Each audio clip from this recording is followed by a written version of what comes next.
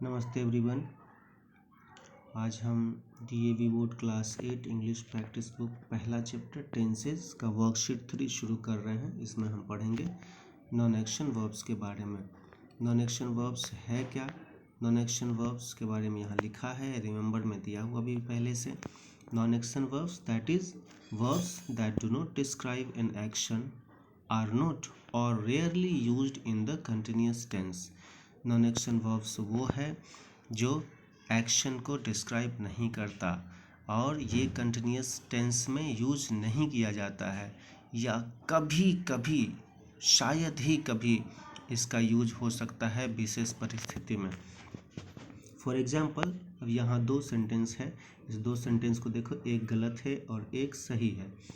This soup is testing सार, दूसरा है दिस सूप टेस्ट सार।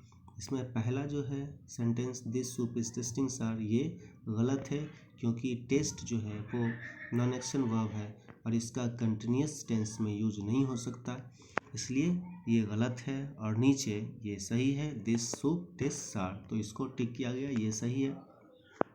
Words such as like, want, smell, know, own, etc are non action verbs. अब इस non action verbs को और ज़्यादा बेहतर तरीके से समझने के लिए हम इस टेबल को स्टडी करेंगे। The table below gives common non action verbs. इसको हम अच्छे से याद भी रख सकते हैं।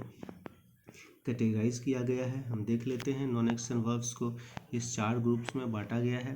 पहला है वर्ब्स ऑफ सेंसेस, तो इसमें क्या है, कौन से वर्ब्स हैं? सी, हियर, टेस्ट और स्मेल। वर्ब्स ऑफ सेंसेस मतलब जो हम अपने सेंस ऑर्गन्स के द्वारा जिस एक्शन को हम जिस काम को हम कर सकते हैं वो सारा वर्ब्स ऑफ सेंसेस होता है।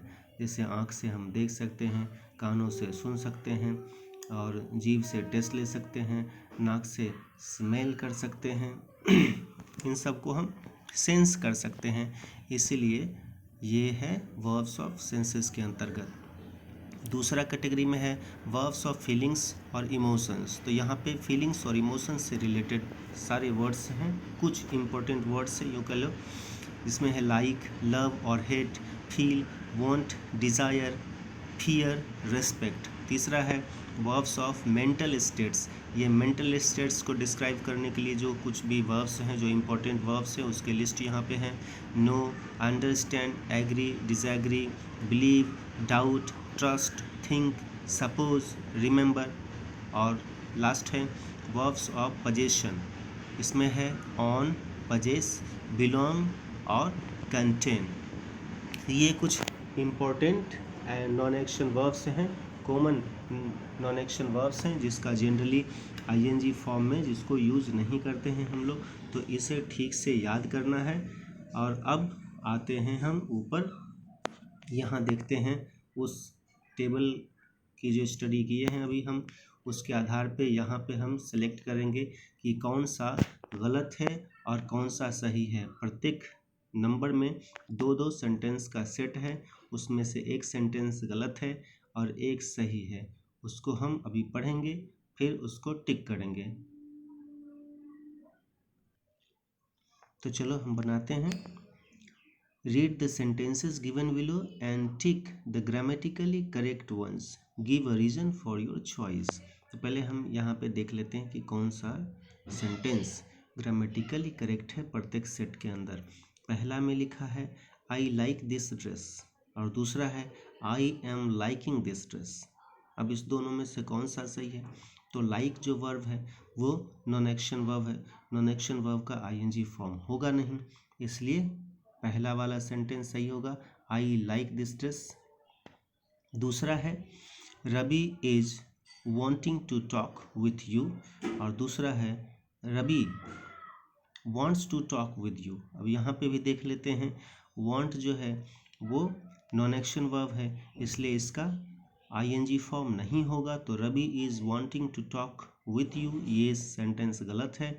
दूसरा सेंटेंस जबकि सही है, Ravi wants to talk with you, ये सही है सेंटेंस। अब तीसरे नंबर पे आते हैं।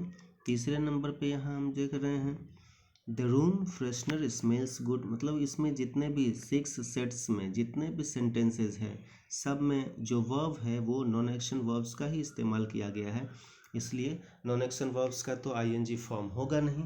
तो हम क्या करेंगे, सभी में आईएनजी फॉर्म वाला जो है उसे गलत करेंगे और जिसमें आईएनजी फॉर्म नहीं है उसको सही करेंगे। तो तीसरे नंबर में है the room freshener smells good, the room freshener is smelling good, तो इसमें सही है क्या हो जाएगा, the room freshener smells good पहला में।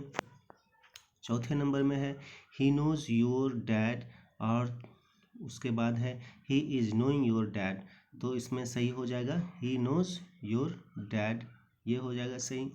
पाँचवें नंबर में है शी ऑन्स दैट हाउस, और उसके बाद है शी इज ऑनिंग दैट हाउस, तो इसमें भी ऑनिंग नहीं होगा, शी ऑन्स दैट हाउस, ये सही है पहला नंबर।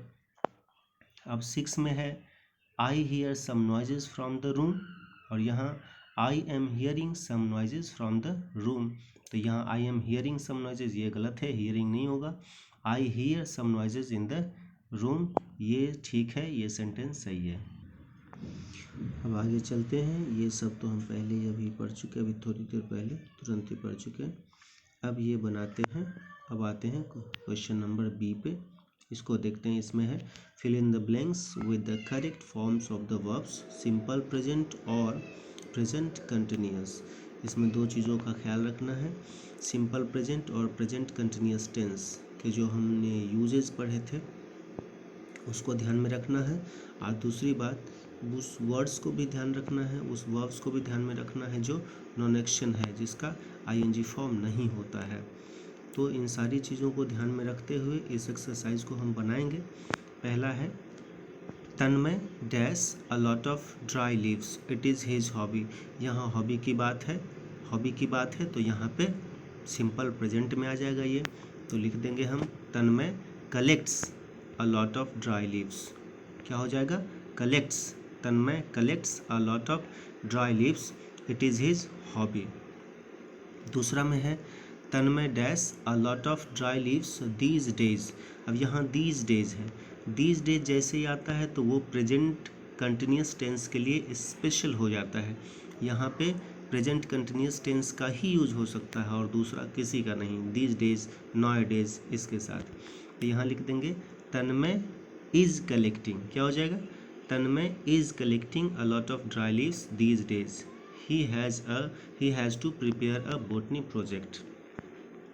तीसरे नंबर में आते हैं hotels in Goa are usually quite expensive, अब यहाँ यूजुअली का यूज है, इसलिए यूजुअली का यूज जो है वो सिंपल टेंसेस में होता है, तो यहाँ ये फर्स्ट सेंटेंस जो है hotels in Goa are usually quite expensive, ये सिंपल प्रेजेंट टेंस में है, लेकिन यहाँ पे है बट नाउ, यहाँ एक कॉन्ट्रास्ट है, लेकिन अब क्या हो रहा है, अब but now they are slashing the rates because of recession, ये वर्तमान में अभी प्रेजेंटली नाउ ये क्या कर रहे हैं, रिसेशन के कारण रेट्स को नीचे कर रहे हैं, काट रहे हैं, डिक्रीज कर रहे हैं, घटा रहे हैं।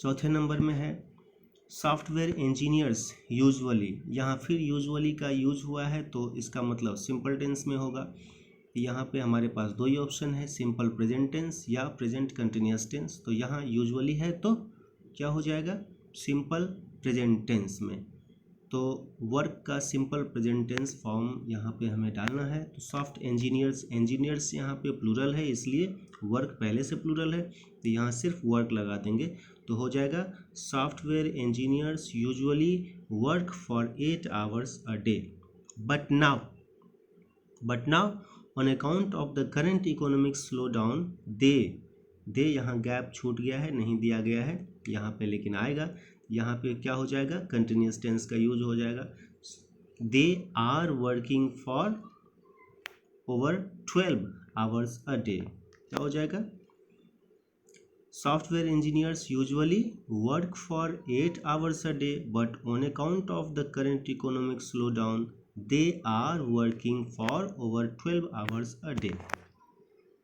पांचवा नंबर है Dhruv dash this beautiful pencil box, अब यहाँ पे ऑन है, ऑन नॉन एक्शन वर्ब है तो बस फिक्स है, यहाँ पे सिंपल प्रेजेंट टेंस ही होगा।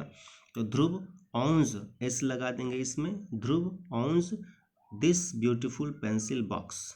6 नंबर में you dash look fit these days. अब यहाँ पे है दीज डेज, जैसे दीज डेज है तो हम यहाँ पे कंटिन्यूस टेंस का यूज करेंगे और लिखेंगे you are looking fit these days.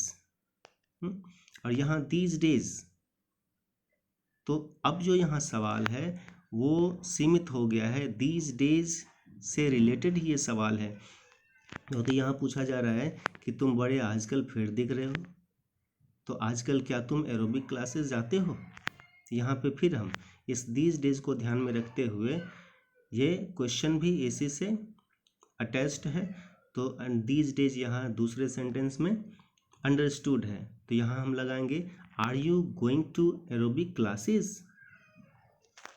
7 number में उसका जवाब देगा no I am not going to any aerobic classes. यहाँ भी दीज डेज अंडरस्टूड है चूँकि वो क्वेश्चन पूछा है दीज डेज से, तो no I am not going to any aerobic classes, I just go for a morning walk daily.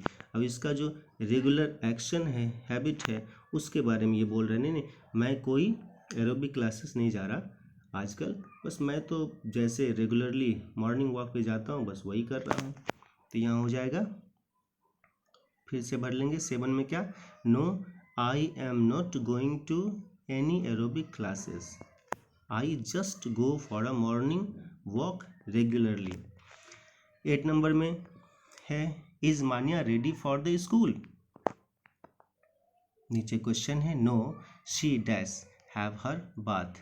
अब यहाँ हैव जो है वो वर्ब ऑफ पोजीशन नहीं है, तो ये नॉन एक्शन वर्ब नहीं है, यहाँ पे एक्शन है, यहाँ पे हैव का मतलब टेक हो जाता है, तो हम यहाँ लिखेंगे no she is taking her bath. ठीक है, अब आते हैं क्वेश्चन नंबर सी पे। क्वेश्चन नंबर सी में है रीड द फॉलोइंग सेंटेंसेस। यहाँ 2 सेंटेंसेस है, इसको पढ़ना भी है और ध्यान देना है। फर्स्ट सेंटेंस में है they have a beautiful house. यहाँ पे हैव जो है, फर्स्ट सेंटेंस में जो हैव है ये पोजीशन को शो कर रहा है, और दूसरे सेंटेंस में है they are having lunch.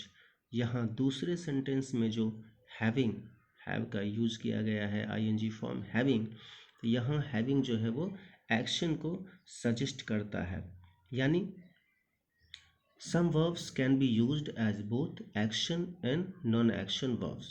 In sentence 1, have shows position and is therefore used as a non-action verb. In sentence 2, are having suggests that an action is happening, so here have is an action verb. इसका मतलब ये है कि कुछ ऐसे verbs होते हैं जो एक्शन और नॉन एक्शन वर्ब्स के रूप में यूज किए जा सकते हैं, दोनों रूप में यूज किए जा सकते हैं। बस वहाँ पे होगा क्या कि थोड़ा सा अंतर होगा, अर्थ में, मीनिंग में अंतर हो जाएगा, स्लाइट डिफरेंस इन मीनिंग आ जाएगा वो। जैसे ही हम उसको एक्शन में यूज करेंगे तो अलग मीनिंग हो जाएगा, और नॉन एक्शन में यूज करेंगे तो अलग मीनिंग हो जाएगा। दोनों रूप में यूज होगा, लेकिन दोनों के मीनिंग में थोड़ा ना थोड़ा अंतर जरूर होगा। अब यहाँ है, इसमें लिखा है a few more verbs that can be used as both action and non action verbs are given below, use them in sentences of your own in both the ways. अब यहाँ पे है कुछ सेंटेंस, यहाँ पे कुछ जो वर्ब है जो एक्शन और नॉन एक्शन दोनों रूप में यूज़ किए जा सकते हैं, उसको यहाँ पे लिस्ट आउट किया गया है, और यहाँ कुछ वर्क दिया गया है हमें करने के लिए। फर्स्ट नंबर में है थिंक, दूसरे नंबर में है फील, तीसरे में है टेस्ट, चौथे में है स्मेल। ये चारों जो वर्ब्स हैं, ये चारों के चारों वर्ब्स एक्शन और नॉन एक्शन दोनों रूप में यूज किए जा सकते हैं। तो हमें क्या करना है, एक बार थिंक को एक्शन के रूप में, फिर दूसरी बार थिंक को नॉन एक्शन वर्ब के रूप में यूज करके एक सेंटेंस बनाना है। इसी तरह से फील, टेस्ट और स्मेल, इन सब के साथ करना है, ठीक है। इससे पहले तुम लोग खुद से बनाओ। अभी मैं इसे बनाने वाला नहीं बना रहा हूँ, क्योंकि मुझे इस पे कुछ लिखने में बनता नहीं है, मैं नहीं लिख पाता हूँ। तो पहले तुम लोग ही इसको बनाओ, और हम इस वीडियो को जब अपलोड करेंगे यूट्यूब पे, तो फिर इसके साथ हम एक लिंक तुमको डिस्क्रिप्शन बॉक्स में दे देंगे। वहाँ से उसको ओपन करके तुम इसको देख लेना, इसका आंसर तुम देख लेना, और स्नैप होमवर्क पे भी डाल देंगे हम, उसे देख लेना, ठीक है। चलो अब वर्कशीट 4 नेक्स्ट डे शुरू करेंगे। बाय।